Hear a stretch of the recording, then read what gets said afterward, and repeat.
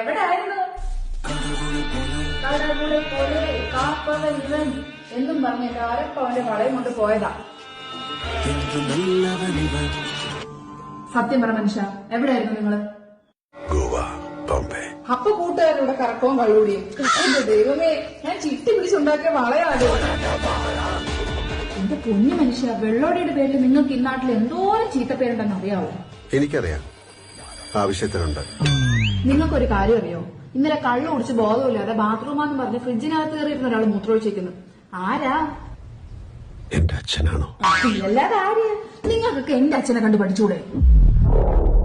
തന്റെ തന്തയല്ല, എന്റെ തന്ത. അല്ല, അങ്ങനെ ആയിരുന്നെങ്കിൽ നമ്മൾ ആങ്ങളും പെങ്ങളും ആവായിരുന്നല്ലോ. അങ്ങനെ എനിക്ക് ഈ പ്രശ്നമുണ്ടോ?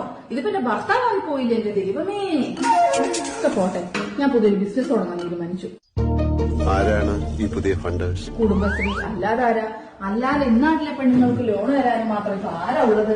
നമ്മുടെ തിരുപ്പൂര് പോയി നൈറ്റി ഇറക്കുന്നു, റോഡ് സൈഡിൽ ഇട്ട് വിൽക്കുന്നു. എന്നെ അറിയാവുന്നവരോട് ഞാൻ പണ്ടേ പറഞ്ഞിട്ടുണ്ട്, nighty business is a dirty business എന്നല്ലേ? അത്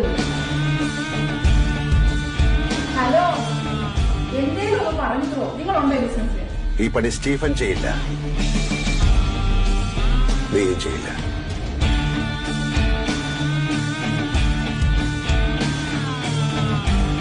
എന്തെങ്കിലും ജോലിക്കാര്യം പറഞ്ഞ മാസ് ഡയലോഗ് അടിച്ച് ബാക്ക്ഗ്രൗണ്ട് മ്യൂസിക്കിൽ ഒരൊറ്റ പോക്കാം.